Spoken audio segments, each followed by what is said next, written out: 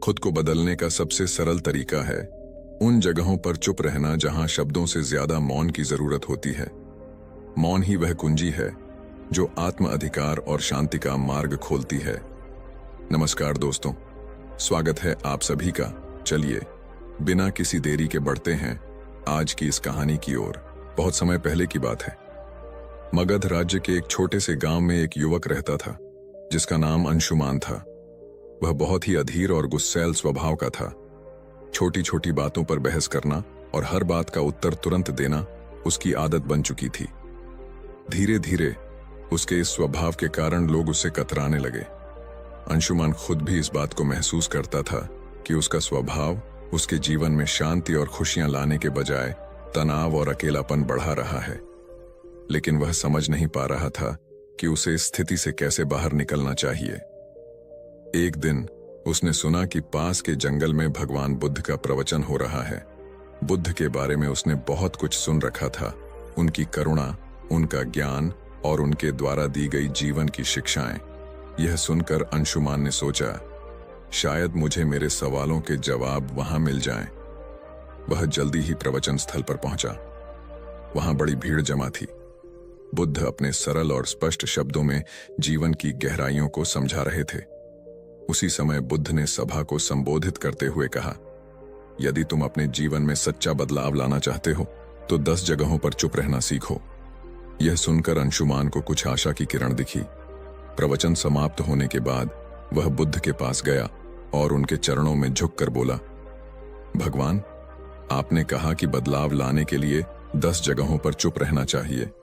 कृपया मुझे विस्तार से समझाइए कि ये 10 जगहें कौन सी हैं और मैं उन्हें अपने जीवन में कैसे अपना सकता हूं।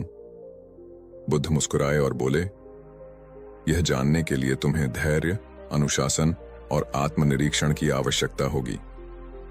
अगर तुम इन शिक्षाओं को अपनाने के लिए तैयार हो तो मेरे साथ चलो। अंशुमान ने सहमति जताई और इस तरह उसकी यात्रा शुरू हुई। पहला स्थान, जब कोई तुम्हारी आलोचना करे। बुद्ध ने अंशुमान को पहले स्थान की शिक्षा दी। अंशुमान, जब कोई तुम्हारी आलोचना करे तो चुप रहो। आलोचना तुम्हारे लिए सीखने का अवसर है। यदि तुम गुस्से में प्रतिक्रिया दोगे तो तुम कुछ भी नहीं सीख पाओगे।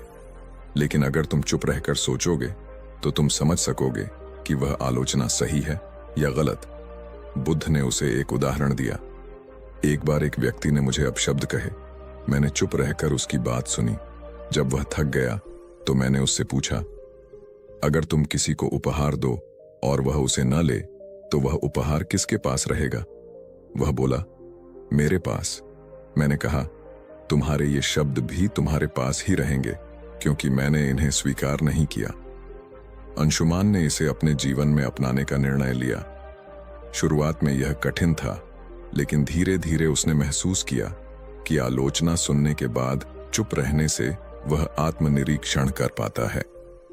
दूसरा स्थान, जब कोई तुमसे बहस करे। कुछ दिन बाद बुद्ध ने अंशुमान को दूसरे स्थान पर चुप रहने का महत्व समझाया। जब कोई तुमसे बहस करे तो चुप रहो। बहस में सच नहीं बल्कि अहंकार की जीत होती है। यदि तुम चुप रहोगे तो तुम स्थिति को बेहतर समझ सकोगे और सही निर्णय ले सकोगे। बुद्ध ने एक किसान की कहानी सुनाई। 2 किसान अपनी जमीन के छोटे से टुकड़े को लेकर झगड़ रहे थे। दोनों का मानना था कि वह जमीन उनकी है। जब मैंने उनसे पूछा कि क्या उन्होंने जमीन अपने साथ लाई थी जब वे जन्मे थे या क्या वे इसे अपने साथ ले जाएंगे जब वे मरेंगे, तो वे चुप हो गए। इस शिक्षा ने अंशुमान को सिखाया कि बहस में पड़ने से बेहतर है चुप रहकर समाधान की ओर बढ़ा जाए। तीसरा स्थान, जब कोई गुस्से में हो। बुद्ध ने अंशुमान से कहा, गुस्सा आग की तरह है। यदि तुम इसमें घी डालोगे तो यह और भड़क जाएगा।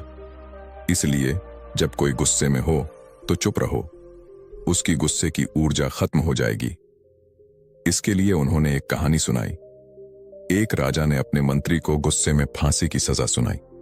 मंत्री ने कुछ नहीं कहा। अगले दिन राजा को पछतावा हुआ और उसने मंत्री को माफ कर दिया। अगर मंत्री उस समय राजा से बहस करता तो शायद उसकी जान चली जाती। अंशुमान ने इसे भी अपने जीवन में अपनाया। चौथा स्थान, जब तुम दुखी हो। एक दिन अंशुमान को किसी बात पर गहरा दुख हुआ। उसने बुद्ध से कहा, भगवान, मैं इस पीड़ा को सहन नहीं कर पा रहा। बुद्ध ने कहा, जब तुम दुखी हो तो चुप रहो।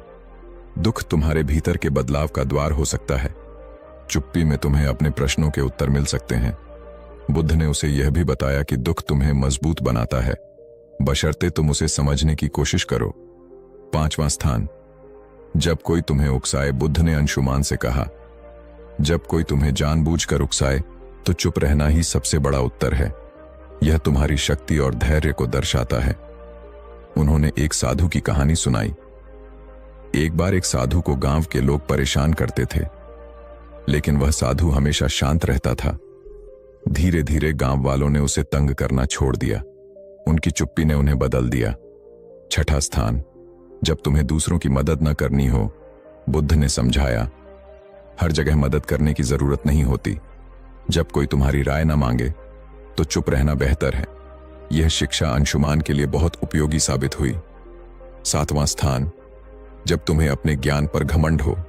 बुद्ध ने कहा, ज्ञान विनम्रता का आभूषण है। यदि तुम अपने ज्ञान का प्रदर्शन करोगे तो वह खोखला हो जाएगा। 8वां स्थान, जब कोई सत्य सुनने को तैयार न हो। बुद्ध ने अंशुमान से कहा, सत्य का मूल्य तब तक नहीं होता जब तक उसे स्वीकार करने वाला तैयार न हो। ऐसे में तुम्हारे शब्द व्यर्थ होंगे और तुम केवल अपना समय और ऊर्जा खो दोगे। फिर उन्होंने विस्तार से बताया, जब तुम किसी को सत्य बताने की कोशिश करोगे लेकिन वह अपने भ्रम या अहंकार में डूबा होगा तो तुम्हारे शब्द उसे असहज कर देंगे। ऐसे समय में चुप रहना ही सबसे बड़ा उपाय है। सत्य का बीज तभी फलेगा जब जमीन तैयार हो। बुद्ध ने अंशुमान को एक कहानी सुनाई। एक राजा के दरबार में एक साधु आया और कहा, राजन, तुम्हारे निर्णय गलत हैं। राजा को यह सुनकर गुस्सा आ गया और उसने साधु को दरबार से बाहर फेंकने का आदेश दिया। साधु ने जाते जाते कहा, सत्य कहने का समय अभी नहीं आया। जब तुम्हारा मन इसे समझने के लिए तैयार होगा तब मैं लौटूंगा। वर्षों बाद राजा ने अपनी गलतियों से सीख ली और साधु को फिर से बुलाया। इस बार राजा ने न केवल साधु की बात सुनी बल्कि उसे अपने जीवन का मार्गदर्शक भी बनाया। बुद्ध ने अंशुमान को समझाया, सत्य का प्रभाव तभी होता है जब सुनने वाला उसे ग्रहण करने के लिए तैयार हो। 9वां स्थान, जब परिस्थितियां तुम्हारे नियंत्रण में न हो। बुद्ध ने कहा, जीवन में कई बार ऐसी स्थितियां आती हैं जिन्हें तुम बदल नहीं सकते। उन पर क्रोधित या व्याकुल होकर तुम केवल अपनी शांति को खोओगे। ऐसे समय में चुप रहना ही सबसे बुद्धिमानी है। उन्होंने समझाया, चुप रहना कोई कमजोरी नहीं बल्कि धैर्य और संतुलन का प्रतीक है। जब परिस्थिति तुम्हारे बस में नहीं हो तो उसे स्वीकार करो और शांत रहो। यही मानसिक शक्ति का आधार है। बुद्ध ने एक घटना का जिक्र किया। एक बार एक किसान ने बुद्ध से पूछा, मेरा खेत सूखा पड़ा है, बारिश नहीं हो रही, मैं क्या करूं? बुद्ध ने उत्तर दिया, तुम बारिश नहीं बदल सकते, लेकिन तुम अपनी मेहनत को दिशा दे सकते हो। चुप रहो और अपने खेत के लिए वैकल्पिक उपाय खोजो। शांति से सोचो और समाधान खुद आ जाएगा। किसान ने यही किया और जल्द ही उसकी समस्या हल हो गई। बुद्ध ने कहा, जब परिस्थितियां तुम्हारे नियंत्रण में न हो तो चुप रहकर धैर्य और समाधान की दिशा में काम करना ही तुम्हारी सबसे बड़ी ताकत है।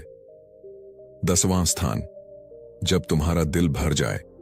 बुद्ध ने अंशुमान से कहा, जब तुम्हारा हृदय कृतज्ञता, प्रेम और शांति से भर जाए तो इसे शब्दों की आवश्यकता नहीं होती।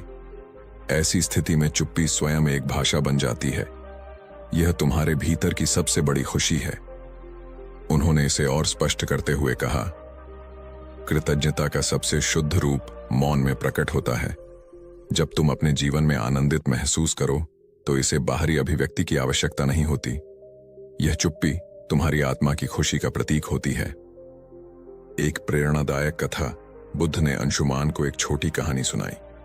एक बार एक शिष्य को उसके गुरु ने आत्मज्ञान का अनुभव कराया। शिष्य का हृदय कृतज्ञता से भर गया। उसने गुरु से कहा, मैं आपको धन्यवाद देना चाहता हूं, लेकिन शब्द पर्याप्त नहीं लगते।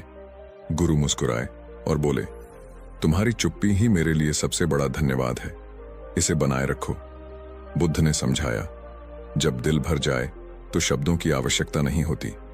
मौन तुम्हारी सबसे बड़ी अभिव्यक्ति है। अंशुमान ने जब बुद्ध से 10 जगहों पर चुप रहने का ज्ञान लिया तो बुद्ध ने उसे तुरंत अभ्यास में डालने का निर्णय लिया। उन्होंने कहा, ज्ञान का मूल्य तभी है जब इसे जीवन में लागू किया जाए। मैं तुम्हें कुछ परीक्षाओं से गुजरने का अवसर दूंगा।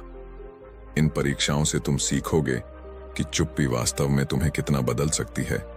अंशुमान ने सहमति दी और बुद्ध के मार्गदर्शन में अपने जीवन के इस नए अध्याय की शुरुआत की।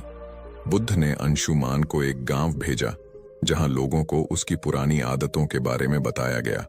जैसे ही अंशुमान वहां पहुंचा, लोगों ने उसे बुरा भला कहना शुरू कर दिया। गांव वालों ने कहा, तुम्हारे जैसे लोग कभी नहीं बदल सकते। तुम हमेशा दूसरों को दोष देते हो। तुम यहां क्यों आए हो? अंशुमान का स्वभाव था कि वह तुरंत जवाब दे और खुद को सही साबित करे, लेकिन इस बार उसने बुद्ध का बताया पहला स्थान याद किया। जब कोई तुम्हारी आलोचना करे तो चुप रहो। वह शांत खड़ा रहा। धीरे धीरे गांव वाले थक गए और उसकी चुप्पी देखकर हैरान हो गए। उन्होंने महसूस किया कि वह बदल चुका है। अंशुमान बुद्ध के पास लौटा और कहा, भगवान, चुप रहना कठिन था, लेकिन इससे मुझे एक नई ऊर्जा मिली। बुद्ध मुस्कुराए और बोले, यही पहला कदम है। अब अगली परीक्षा के लिए तैयार हो जाओ। दूसरी परीक्षा।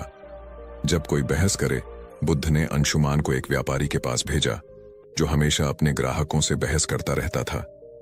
बुद्ध ने कहा, इस व्यापारी से कोई सवाल पूछो और जब वह बहस करे तो चुप रहो। अंशुमान व्यापारी के पास गया और पूछा, आपके सामान की कीमत इतनी अधिक क्यों है? व्यापारी तुरंत गुस्से में आ गया और बहस करने लगा, तुम्हें क्या पता कि मैं कितना मेहनत करता हूं? क्या तुम मेरे काम की कद्र नहीं करते? अंशुमान ने बुद्ध के दूसरे स्थान को याद किया। जब कोई बहस करे तो चुप रहो। वह शांत खड़ा रहा। उसकी चुप्पी ने व्यापारी को सोचने पर मजबूर कर दिया। उसने महसूस किया कि बहस का कोई अर्थ नहीं है। तीसरी परीक्षा। गुस्से का सामना करना। अब बुद्ध ने अंशुमान को एक ऐसे व्यक्ति के पास भेजा जो अपने गुस्से के लिए कुख्यात था। अंशुमान को उसके पास जाकर मदद मांगने को कहा। उस व्यक्ति ने गुस्से में कहा, तुम्हें मुझसे मदद चाहिए? तुम्हारी हिम्मत कैसे हुई? अंशुमान ने पहले की तरह जवाब देने की बजाय चुप रहने का निर्णय लिया। धीरे धीरे उस व्यक्ति का गुस्सा शांत हो गया। उसने कहा, तुमने मुझे जवाब क्यों नहीं दिया? क्या तुम डरे हुए हो? अंशुमान ने कहा, मैं आपके गुस्से को नहीं बढ़ाना चाहता था। उस व्यक्ति ने महसूस किया कि चुप्पी में शक्ति है। चौथी परीक्षा। दुख का सामना करना। अगली परीक्षा में बुद्ध ने अंशुमान को एक विधवा स्त्री के पास भेजा जिसका इकलौता बेटा हाल ही में मृत्यु को प्राप्त हुआ था। वह स्त्री अपनी पीड़ा में किसी से बात नहीं करती थी। बुद्ध ने कहा, उसके पास जाओ और बिना कुछ कहे उसकी मदद करो। अंशुमान उसके पास गया और बस उसके पास बैठा रहा। उसने कुछ नहीं कहा, लेकिन उसकी मौन उपस्थिति ने स्त्री को सांत्वना दी। उसने पहली बार किसी से अपनी कहानी साझा की और अपने दुख से उबरने का प्रयास किया। बुद्ध ने कहा, दुख में चुप्पी कई बार शब्दों से अधिक प्रभावी होती है। पांचवी परीक्षा। उकसावे का सामना करना। बुद्ध ने अंशुमान को एक ऐसे समूह के पास भेजा जो उसे उकसाने के लिए तैयार था। उन्होंने अंशुमान को अपमानजनक बातें कहीं, लेकिन अंशुमान शांत रहा। उसकी चुप्पी ने उन्हें हार मानने पर मजबूर कर दिया। परीक्षाओं के बीच अंशुमान ने बुद्ध से पूछा, भगवान, चुप रहना कैसे इतना प्रभावी हो सकता है? बुद्ध ने कहा, एक बार एक राजा ने एक साधु से पूछा, जीवन में सबसे बड़ी ताकत क्या है? साधु ने राजा को एक कटोरा पानी और तेल दिया। उसने कहा, पानी और तेल को मिलाओ। राजा ने कोशिश की, लेकिन तेल पानी में घुल नहीं पाया। साधु ने कहा, चुप्पी तेल की तरह है, इसे आपसे अलग नहीं किया जा सकता। जब तक तुम इसे संभालोगे, यह तुम्हारी सबसे बड़ी ताकत रहेगी। अंत की परीक्षा। जब दिल भर जाए, अंत में बुद्ध ने अंशुमान को खुद से एक और परीक्षा लेने को कहा। उन्होंने कहा, जब तुम्हारा दिल खुशी और कृतज्ञता से भर जाए, तब चुप्पी को अपनाओ। अंशुमान ने महसूस किया कि जब वह अपनी सभी परीक्षाओं में सफल हुआ, तो उसका दिल शांति और आनंद से भर गया। उसने बुद्ध के चरणों में झुककर कहा, भगवान, मैं बदल चुका हूं। अब मैं जानता हूं कि चुप्पी ही सच्चा ज्ञान है। यह कहानी हमें सिखाती है कि चुप रहना केवल बोलने से बचना नहीं है, यह एक आंतरिक शांति और समझ का प्रतीक है। बुद्ध की यह शिक्षा हमें अपने जीवन के हर पहलू में संतुलन और शांति लाने का मार्ग दिखाती है। जब हम बोलने की बजाय सुनना और समझना सीखते हैं तो जीवन वास्तव में बदलने लगता है। यह कहानी हमें सिखाती है कि चुप्पी सिर्फ शब्दों का अभाव नहीं, बल्कि आत्मा की भाषा है। चुप रहना सीखो, यही सच्चा बदलाव है।